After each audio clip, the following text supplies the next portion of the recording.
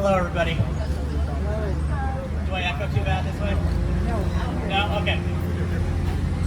Hi, everybody. My name is Lou Weaver. My pronouns are he and him. I am a queer trans man and an advocate and an activist here in Houston. We're here today because we have two stones over here marking the LGBTQ plus community members that we have lost recently or over the past 10 years due to hate crimes. So I want to start us all off tonight with a quick moment of silence for those that we have lost: Erin Shearhorn, numerous trans women of color, including Tracy Single, Asia Foster, and Iris Santos.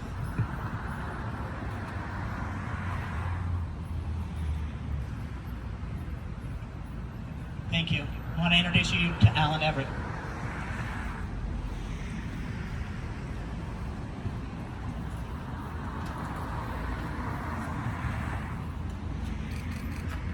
Thank you to everyone for being here, and special thanks to all who helped make this garden and this event possible.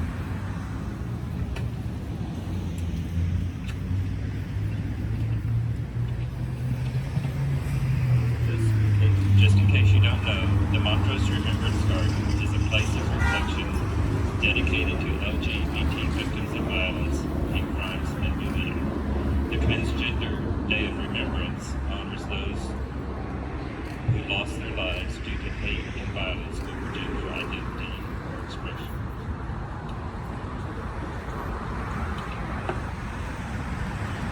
A friend of mine was asking me last week, why is this garden important to you? Well, that's a good question. I always thought it was important to me and to the community, but I never really thought exactly why. Yes, of course, it is important because it acknowledges the loss of our loved ones, but even more because the Remembrance Garden makes a statement just by being here, by existing as a public marker or as a monument of sorts. It says these people were and are important to us.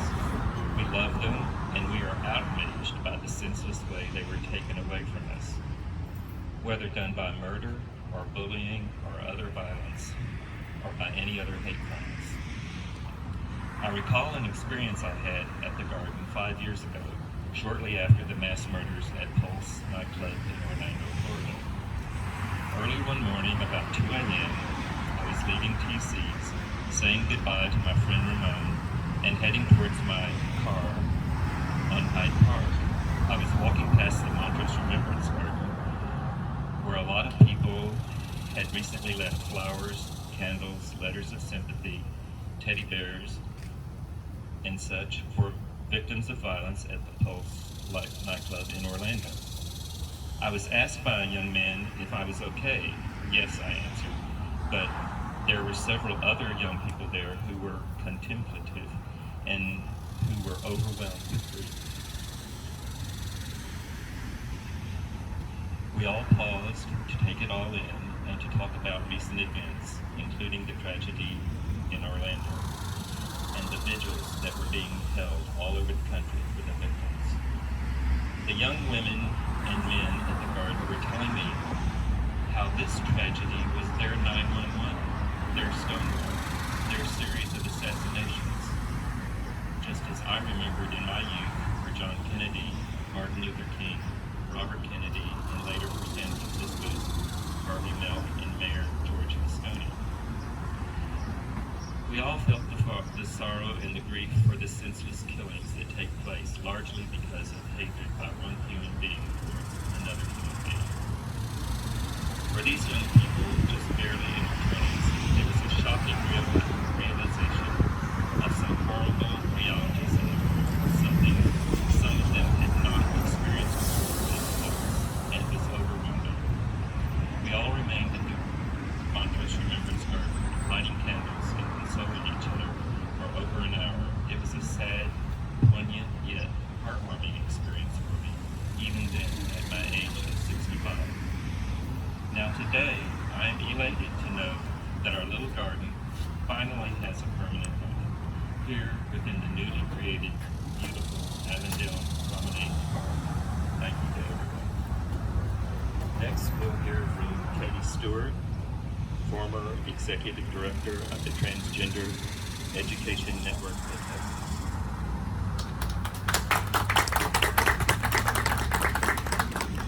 Thank you, Ellen. You know, for me, these markers represent that word community. And community is so important, right?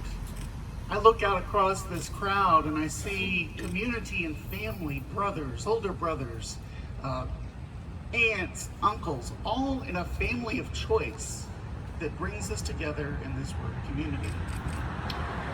It's important, you know, Lou brought up names of some of our community members, some of our family of color. And it's up to us as community to remember those names, to speak those names, not only to the law enforcement that arrive on the scene, but to remember them year after year, every time we do this. Our community is not, you know, we're always portrayed in the media as a white-only sort of club, right? A white-only family. It's not. We are black, we are brown, we are yellow, we are red. We are so many colors as our flag represents. We are community. And that is what these stones represent. As we think about the violence that has struck our community down over the years, let's also expand on what violence means. Let's think about violence in other ways. We're currently in a special session, right, that has legislators attacking our trans youth. That is violence. Policy that works against the LGBTQ+ community is violence. We have to make sure that in our communities, we bring forth people, we support leadership, and we raise to elected officials, individuals who support this concept of community and create policy that is inclusive of us in positive ways. Again, thank you for being here this evening, and I hope you take a moment to see the markers. This was a wonderful effort by Lou, by other members in this community, Phyllis Fry being one of them, all of us knowing Phyllis. So thank you for being here, and I turn it to Abby, if you would come up and say what you need to say. Thank you. Thank you so much, Katie, and good evening. It's really an honor and a privilege to be invited to speak with you all today, so thank you for the opportunity. I'm going to be thanking several people, and I'm sure I'm going to miss someone, so if I do, I apologize, but really there's a lot of credit to go around, so I'm going to do my best to get to everyone. But of course, we're here today to recognize the 10th anniversary of the Montrose Remembrance Garden and Transgender Day of Remembrance. And I'm so happy that we now have a permanent new home for the Remembrance Garden, where the community can come together to honor those who are no longer with us, but also those who are survivors of anti-LGBTQIA+ violence, hate crimes, and bullying. And today we also remember, in addition to Aaron Shearhorn, all the victims of this type of hate violence, as well as advocates who we all will continue to make sure that their names are not forgotten, including Monica Roberts and Ray Hill, among many others in the community. This is an important part of Montrose and District C's history, and it's not lost on me that we're standing a few steps away from the ending point of the original Pride Parade, and I know that former Mayor Pro-Tem Cohen will talk about that as well, but this is a testament to what happens when the community and the city come together. From civic leaders in the near-town Montrose and Avondale areas to the Houston Parks Board and the Parks Department, and of course City Council and the Mayor. A few weeks ago, we were actually here for the ribbon cutting of the opening of the park, and it was in large part thanks to Lou and Eden and several others who were present, who started a conversation, and we felt that it was important to have a standalone event for the Remembrance Garden, because it's so important that it is a standalone, that it stands out on its own as a place where the community can always be and come together to heal and to stand in one voice against hatred and bigotry. I want to point out we also did have some state funding for this, and I bring that up because, as Katie mentioned, the state's attacks right now are wholly unacceptable. So while we're appreciative of different department funding, what's happening with our elected officials is unacceptable and disgraceful. The fact that we should never have had a need for a remembrance garden in the first place. The fact that we do is an issue that must be addressed. But we also should have never had Texas listed as the second highest number of transgender murders in the country. That LGBTQIA+ people are nearly 4 times more likely than non-LGBTQIA+ to be victims of violent crime. Words matter, and we need to be doing everything that we can to improve safety for the community. And coming after our children is not the answer. And we will always stand up and say no to that. So it's imperative that we continue to fight for equality. And 2 such individuals were Judge, of course, Phyllis Fry, who contributed funding to this, but also my predecessor, Mayor Pro-Tem Alan Cohen, who was instrumental not only in the vision of this park, but in securing the funding for the now permanent home for this garden. So Mayor Pro-Tem Cohen, thank you. It's an honor to continue to serve, carry on your legacy of fighting for all in our community in the district. I also want to thank everyone who's played a role in this dedication, including TENT, Transgender Foundation of America, Alan Everett, Lou, Eden, the Aaron Shearhorn Foundation, and of course so many others that are standing here. I see Dee Dee's, High Tops, hey, and Lane. So our speakers, as you all know, are in this fight and continue to be, as are each and every one of you. But above all, it's about you, and it's about the community. So thank you for being here today. And I brought with us a proclamation from my office. We don't need to read it because I know it's hot, but I will present it to Alan. Of course. And I wanted to also recognize Commissioner Ellis's office, who's also presented a proc if you want to come up. Commissioner Ellis is always an ally and has been such a big part of this community in fighting for the equal rights. So again, thank you all, and thank you so much for organizing this. Next up, we have Mayor Pro Tem Alan Cohen. Thank you, Council Member. Thank you very much. I actually am a little bit at a loss for words, which is very unusual for me, because I remember when this was a schmutzy, dirty corner right here that no one wanted to pay attention to, and people came into my office and said, we have an idea, and here's some drawings that we think would be terrific. And I looked at it and I thought, not in my wildest dreams can I imagine this. And standing here now and looking at everything that there is, it's phenomenal. And the people who had those dreams, many are here today. I just want to applaud you all for being here, for making this come true. I've been pleased to advocate for the creation of the Avondale Promenade Park since the idea's inception in 2014, when the Houston Parks and Recreation Department first identified the lower Westheimer corridor as in need of green space. There's simply nothing here. We knew at the time, given this area's unique historical and cultural significance to Houston, and particularly to the LGBTQ+ community, that the planning for this new park must blend these elements into the design. We worked with Avondale and Montrose neighborhoods, and the plans we crafted together are particularly fantastic because they are so unique for this neighborhood. They highlight both the historic architecture of the neighborhood and the relocation of the LGBT Remembrance Garden to the new park. The garden serves, as many have mentioned, as a memorial honoring Houston's LGBTQ+ victims of violence. And moving it from a private property to the park ensures that it will be protected permanently at its new public home. No one's going to take this away from us. This is a particularly fitting location because the intersection adjacent to the park served as the stopping point for the annual Houston Pride Parade. And just down the block is a street where we were able to paint a rainbow crosswalk. So many of you have seen that, so it's perfect. This is a true community, and this is a true community park. And I'm so proud to see it become a reality.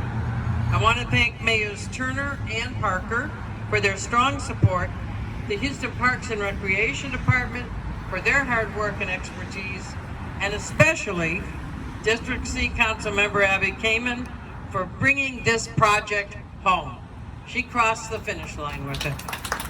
Congratulations to you all. You are most deserving. Thank you. And now, Lane Lewis, former Harris County Democratic Party Chairman. Thank you. When I was in my early 20s, I'm 54 now, so this was a few years back, there was a club right up the street called Heaven.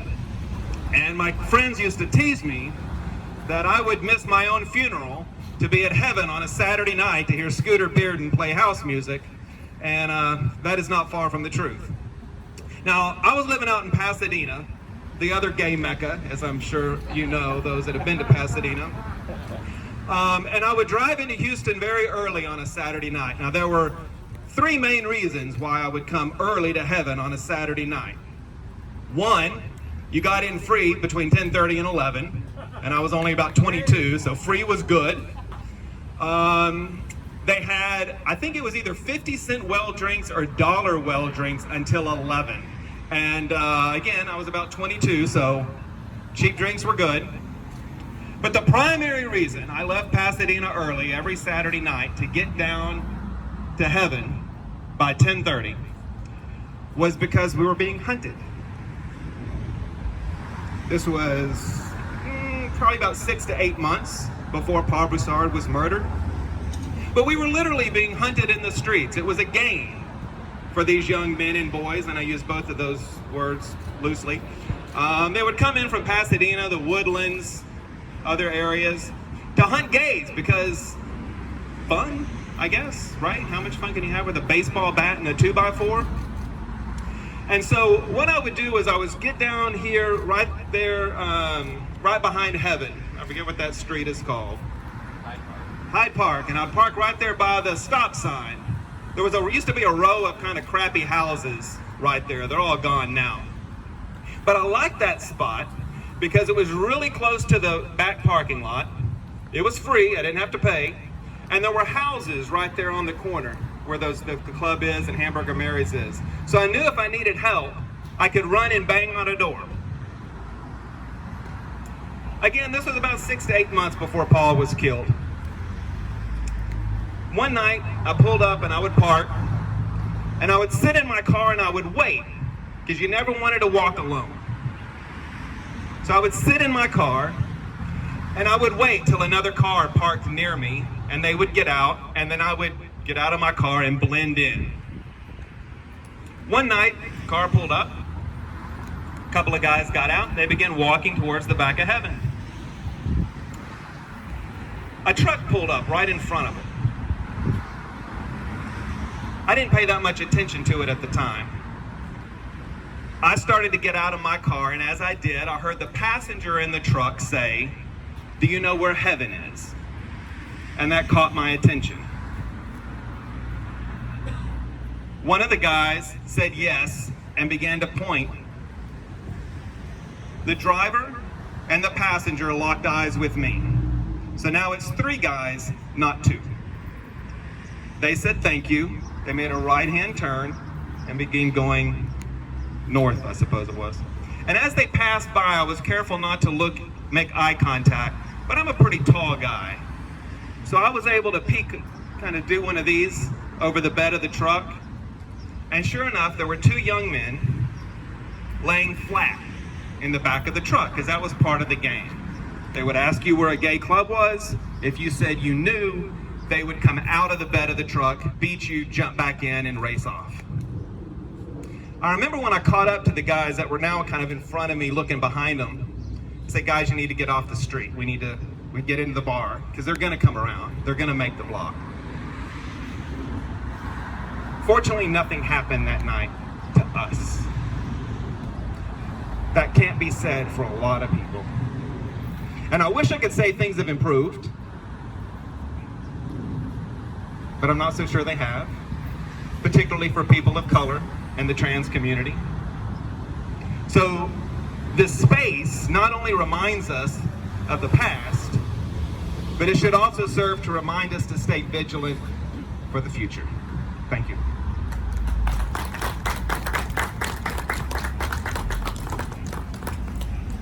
Good evening. My name is Eden Torres, and I'm the founder and CEO of Pride Portraits. We have lost far too many transgender humans in Houston and across the world to anti-trans murder. Trans people navigate this world many times alone and in constant fear of our lives. I am very aware that any time we have an event in a public space that is advertised online, we are all at risk, even tonight. Another form of anti-trans violence that has taken so many is the lack of affirming healthcare or access to healthcare. This is a reality not because of a broken system, but because there has never been a system in place for transgender humans. The second we enter this world as an out trans or gender expansive human, the world we once knew closes its doors to us. We are far too often losing our families, our homes, our jobs, and in turn, access to healthcare. When we get sick, where do we go to be treated with dignity in our hour of need? Many providers say they are LGBT friendly, but more times than not, what they really mean is they are LGB friendly. This is not only a global health crisis, but another form of anti-trans violence. How many have we lost to this? We don't know because there is no data. I would, however, assume that the majority of this issue affects BIPOC trans folks more than others. How many of us don't have the ability to self-advocate? Cisgender folks, when we are angry, upset, or sad, please remember the amount of struggle we are holding on our shoulders. Because some cisgender people see us as less than human. Our fight is to stay alive, and it never ends. It's exhausting, and it's the most dehumanizing feeling I've ever felt. But we have absolutely no choice but to continue fighting. So I hope you will all join me in standing up and speaking out for trans and gender expansive humans. Thank you.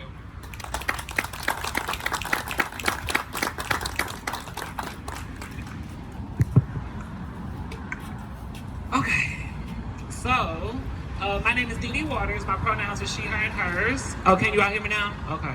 Damn, I can hear me too. Okay, so my name is Dee Dee Waters. My pronouns are she, her, and hers. First and foremost, thank you all so much for being here. So I gotta do a little something real quick so you all can give me a second. So Lou, I apologize from the bottom of my heart. I was supposed to read to you all, and that's not what's going to happen. The reason being is because I was handed these 3 cards. And see, some of you all don't understand what is taking place within these 3 individuals who's just pieces of paper that sit in my hand. I held an event and we identified her within hours, right? I did her funeral. Like, me and Monica rented a van and we like brought kids from up the street to her funeral. And like, this caused a lot for me. Iris Santos, like, what you doing? Thank you. Because when I needed you, you showed up. You know what I'm saying? Like, I don't need to know why, but you know why. Like, and that's what's up.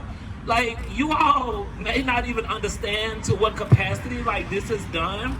But if you go down 2 blocks, there was a girl that was murdered that me and my goddaughter just talked about earlier named Lil Bit, which was, there was a bookstore, an adult DVD store that was right on the corner. She was murdered in that alley. Like, what we don't understand is that we walking on bodies and we don't understand what that looks like. But to see this, it allows us to be reminded, right? So like, these tears that I shed are tears that are watering these seeds that have been planted by people that some of us will never know. You know what I'm saying? I've had to surround myself with people that I've either met or never met before, and the only way that I know them is through their death, through their murder. And so it's like, it got really, really complicated as I looked at these. And even then, Asia Foster did her funeral right up the street. You know, Asia worked for me. She was my assistant for a while.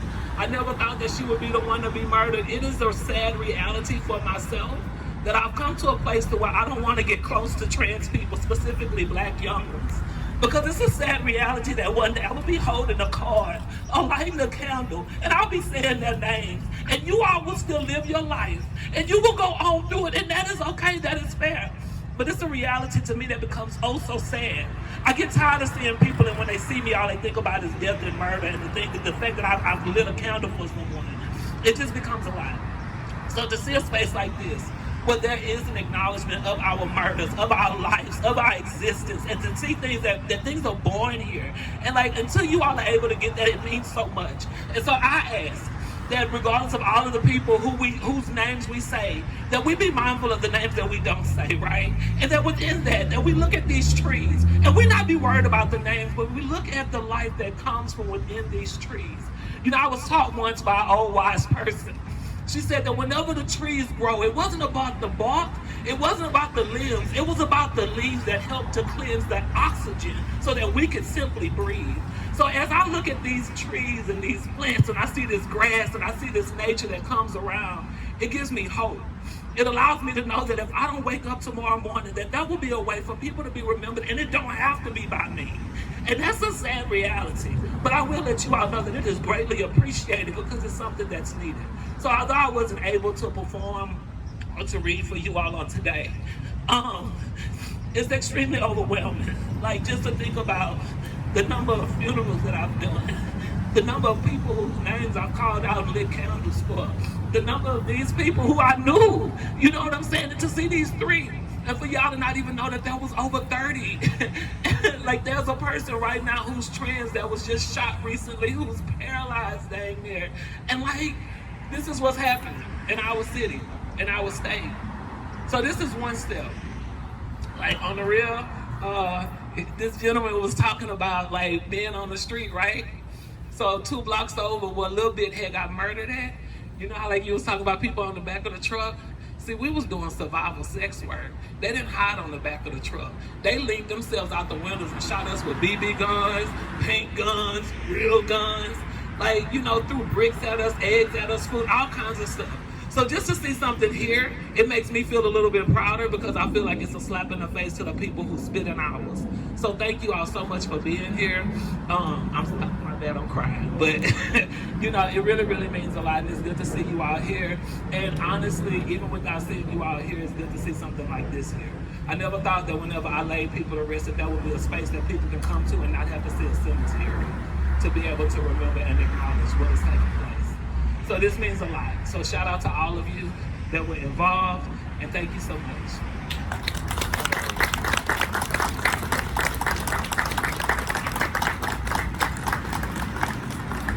So thank you, everybody. I'm going to read a statement from the Houston Coalition Against Hate. They couldn't be here tonight, but I thought it was very important to hear from them. So the Houston Coalition Against Hate is grateful for the opportunity to express its solidarity with people of all gender identities and sexual orientations in our community and across the nation. As a network of 55+ organizations, institutions, and leaders working together to reduce hate and encourage belonging in the greater Houston area, we are acutely aware of the staggering statistics of trans lives taken far too soon. Our thoughts and condolences are with the families and communities of those who have passed. May their memories be an inspiration to all of us who know that everyone deserves to be safe and protected. We must not remain silent. We urge everyone here tonight to courageously stand firm with us against all forms of identity-based hate, bias, violence, and discrimination in our community and across the United States. One way we can do that is by participating in one of our free virtual bystander intervention trainings and inviting your friends, neighbors, and colleagues to do the same. The workshops include both knowledge sharing and scenarios where participants can practice intervention strategies in a variety of settings in person and online. You'll leave with both practical tips for standing up to identity-based bigotry and hate and a deeper understanding of what generates these attacks. The next session is Thursday, August 19th at 5:30 p.m. For more information or to register, just go to the HoustonAgainstHate.org website. The trainings are appropriate for anyone high school or above, so please share widely. So their words. So I want to share mine. Dee Dee, you don't owe me an apology. I'm happy that you showed up. We asked you to do this way too many times, and you're right. People associate seeing you with a memorial of some kind. I debated this afternoon whether to change my t-shirt. I put this t-shirt on because most of you know that either my shirts are queer or Batman or queer Batman. So this is what I happen to have on, and I thought, should I put on a dress shirt? And I decided against it because I've been saying for a very long time that silence equals death when we were silent about the way that our trans and non-binary friends, community members, our nibblings are all treated. We live in the 4th largest city in the United States, and we are still without an equal rights ordinance. We live in one of the biggest states in America, and instead of protecting everybody, as Councilmember KAMIN said, they are literally attacking trans youth in the special session. They are trying to attack access to health care. Ian was talking about that. And it's not just my transition-related care, it's abortion care, it's everything, right? It's all on who can be okay, who is visible, and who is allowed to take up space. Every one of you, we are the ones allowed to take up space, and we have to continue to do that. And I want to say thank you to all of you who gave up time of your night to be here and to do this, because it's not easy. It's never easy to sit here and talk about the people we've lost, but we have to do it, and we have to remember the people that are here, because if we don't, it will happen over and over and over again. We already know this. Dee Dee knows it on a personal level, as do many trans people. I really want to thank HPD. I know having a relationship with the police department can be very difficult for folks, but we have an LGBTQ liaison who is a member of our community who has gone above and beyond to make sure that she is known to us, that we know her, and beyond a shadow of a doubt, I trust Officer Joe Jones, as do many others. She alone has helped people connect to detectives and has helped solve crimes against the trans community just in the past year and a half since she's taken this position. I also want to highlight my lost officer Stephanie Reyes over there. She is our hate crimes person. She takes the reports around hate crimes. If your officer who took your report didn't mark it, call Officer Reyes. She's your advocate. She will help take care of you, and she will be there for you. Officer Vo over here on my left, y'all's right, and to make sure that when we do this, we don't have to look over our shoulders for somebody laying down in a pickup truck or somebody leaning out of a window with a BB gun. I'm 51 years old. I came out as a trans man about 14 years ago, and when I brought home the first Transgender Day of Remembrance booklet, my mom looked at me and she was terrified. She's like, "This is why I don't want you leaving the house." He says, "Mom, people see me as a man. I'm not the one in danger." And it was somewhat flippant. It was somewhat there to tell my mother that I was going to be okay. But the reality of it is, people don't care about people like me. Just look at Hero. No men in women's bathrooms. No men playing women's sports is what they're telling us now. Y'all, we wouldn't be here tonight without the staunch advocates that are standing all around you, without Lane Lewis and the work that he did with ACT UP in the past, without Ray Hill yelling and screaming, Monica Roberts, Phyllis Fry. And we also have to say thank you to our elected officials who have time and time again shown up, who their staff goes above and beyond to make sure that we're here with a valid permit. I was just going to show up, y'all, but Ashley made sure we had the needed things. So I have a favor to ask of you all. I have two favors. One, if you have access to Netflix, do me a favor, go home and watch Disclosure. You have to watch it. Get your Kleenexes, sit there, watch it. And the second thing is, tell 3 people you were here tonight and tell them why. If we do not talk about this to our friends, to our family members, to our colleagues, it stays in a silo, and we will continue to be butting our heads against a wall that is immovable. But if we talk to those people who don't have the privilege of knowing trans and non-binary people, especially trans and non-binary people of color, they're never going to get it. We are their path to finding out that we are normal, that we are okay, and that we deserve the same equity and the same liberty that they do. And if we don't talk about it, we are some of the silence that is going to lead to our friends' death. So please, please go out and share the fact that you are here. Remember these people that have lost their lives. Stop by, honor the markers, and honor yourselves as you're living. Thank you all so much for being here tonight. Thank you. There's a bunch more bags. I made my neighbor like bag them up. So do her a favor and spill them all over the ground for me.